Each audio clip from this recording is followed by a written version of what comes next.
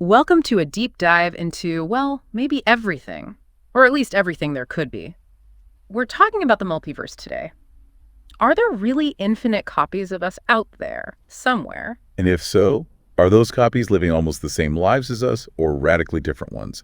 Fascinating stuff. You bet it is. And you know what? Our listeners agree because they've sent in a ton of material on this very topic. We're talking articles, theories from physics. Even some ideas that are a little more, shall we say, out there. Definitely more on the speculative side. And our listener wants to know what's science and what's fiction. Well, that's what we're here to find out. Right.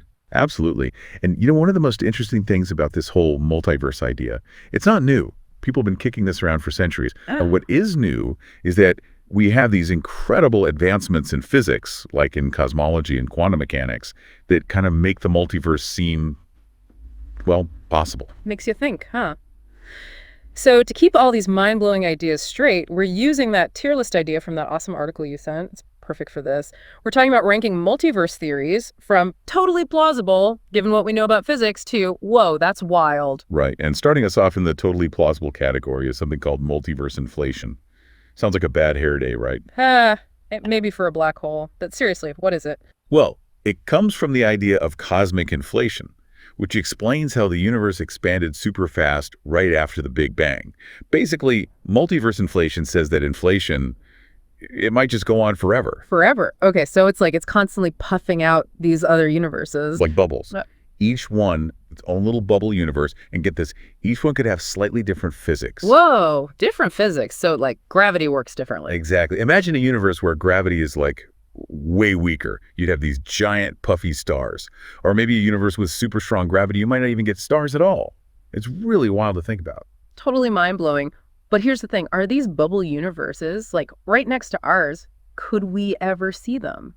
That's the catch. They have to be outside our observable universe, so we're talking crazy distances. It's not like we can just point a telescope at them. So how would we even know if they're really out there? Well, some scientists think there might be clues hidden in something called the cosmic microwave background radiation.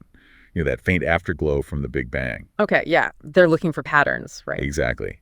If we bumped into another universe, even way back then, it might have left a mark, a cosmic fingerprint. They're still looking. So we might have evidence of other universes just hiding in plain sight. That's wild. Okay, well, we went from the incredibly huge to, well, what are we talking about now? The incredibly small. Even smaller. Get ready to dive into the world of quantum mechanics, because we're talking about the many worlds interpretation. Quantum mechanics, where things get really weird really fast. Tell me about it. So the many worlds interpretation, it basically says that every time there's a quantum measurement, every outcome, it doesn't just exist as a probability. It actually happens in a separate universe. Hold on. So every time something happens at the quantum level, reality splits. This is the idea. So there's a universe where I ate that donut this morning and another where I resisted. You got it. Infinite possibilities. Every decision, every tiny little event splitting off into a new universe. Man, talk about pressure. What if I make the wrong choice? I mean, I like donuts, but still. That's a lot of pressure. So every tiny decision, every little thing that happens could create a whole new universe. It's wild. But is there any way to, prove that? Can we actually see these other universes? Well, actually observing them directly, that's pretty much impossible, at least with what we know now. But there are some hints, like in quantum computing. Oh, right. They're doing some really amazing things with quantum computers. Exactly. And some of the stuff they're finding seems to back up this many worlds idea. They're seeing these things called superpositions, where a particle is in multiple states at the same time. So it's like these quantum computers are peeking into other realities, or at least showing us that those other realities could be real. It's a possibility. It's like the universe is giving us these little glimpses of what might be out there, Okay, so that was the totally plausible, maybe even likely category. Ready to move on? Hit me with it. What's next? We're moving into the B tier, which is where things get even weirder. Bring it on! All right, then buckle up, because we're talking about membrane universes, sometimes called the brain multiverse. And to understand those, we got to talk about string theory. String theory. Okay, so we're talking about the universe being made of these tiny little vibrating strings of energy. Yeah, but it gets even more complex. To get to membrane universes, we got to level up from string theory to M theory, which brings in even more dimensions. More dimensions. Okay, you're losing. Okay, so picture this. Our universe. It's not just a bubble. It's like a flat sheet. a membrane, or brain for short. A brain. Okay, I'm picturing it. And this brain, our universe, it's floating in a space that has more dimensions than we can even imagine. And there are other brains out there too, other universes, like a giant stack of cosmic sheets. Whoa, okay, so instead of a bunch of bubble universes, we're talking about a bunch of universes existing, like right next to each other, but separated by some kind of veil, something we can't see. Exactly. Think of it like this. Imagine you're a flat, two-dimensional being living on a piece of paper. You wouldn't even know there was a third dimension, right? Mind blown. That's us. We're stuck on our brain, totally unaware of these other universes that might be right there, just in a different dimension. But hold on, if these other brains, these other universes are in different dimensions, how could they ever collide, like in that bubble universe theory? You're thinking, well, they're separated, sure, but they still exist within the same, like, overall space, And that's where gravity comes in. M theory says that gravity can act across dimensions. So these brains could actually bump into each other. Some physicists think so. Some even think that the Big Bang, that might have been a brain collision. Whoa, so our whole universe, everything we know, could be the result of two universes crashing into each other. One theory. Pretty wild, right? Yeah. But that's not all the B tier has to offer. There's more? Okay, I'm ready. What else you got? All right, get ready for this one. The oscillating multiverse. This one says that the universe isn't expanding infinitely. Instead, it expands, then contracts, then expands again, like a cosmic heartbeat. So it's like the Big Bang, but then it all collapses in on itself, and then another Big Bang happens, over and over. You got it. Big Bang, then Big Crunch, then Big Bang again. An endless cycle of creation and destruction. Pretty intense, right? Intense is one word for it. But wait, doesn't entropy kind of mess with that? The idea that everything eventually falls apart, gets more random, more chaotic? Yeah, entropy is definitely a challenge for this theory.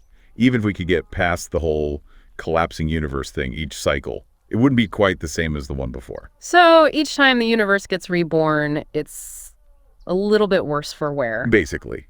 Eventually, you'd end up with a universe that's too spread out and cold to have stars or planets. Or anything, really. So even if the universe keeps getting reborn, it can't last forever. Maybe not. At least with our current understanding of physics. But who knows? Maybe we'll find something that changes everything. It's kind of beautiful, though, right? This idea that the universe could keep going through these cycles, even if it's not perfect. Like, maybe there are echoes of those older universes, like hidden somewhere in the background, radiation, just waiting to be discovered. It's a really poetic thought. And some cosmologists are looking for those echoes. But it's like trying to find a whisper from 1,000,000 years ago. It's a long shot. But hey, we've come a long way, right? We have. From bubble universes to a cosmic heartbeat. What's next on our multiverse road trip? Fasten your seatbelts, because we're heading into the A tier where things get even more mind-bending. Lay it on me. All right, so remember how we said some of these multiverse ideas are as much about the nature of reality as they are about other universes? Yeah, like, is it all real or what? Exactly, and the perfect example of that is the mathematical universe hypothesis. Oh, yeah, that's the one that says, if you can describe a universe with math, then boom, it exists. Somewhere out there. You got it. It's like math isn't just something we use to describe the universe. It's the actual, fabric of reality. Every equation, every geometric shape, it all points to a real physical universe. So there could be a universe shaped like a dodecahedron or a Mobius strip. Why not? And our universe, with its laws of physics and everything, it's just one possible set of equations, one solution out of an infinity of them. It's a lot, right? It makes my head spin a little, honestly, but it's also kind of cool. Definitely cool. But here's the thing. How could we ever know for sure? It's like you were saying about those echoes of past universes. How do you test something that's almost, by definition, beyond our reach? Right. It's almost like we're bumping up against the limits of science itself. Maybe. Or maybe we just need new tools, new ways of thinking about the universe.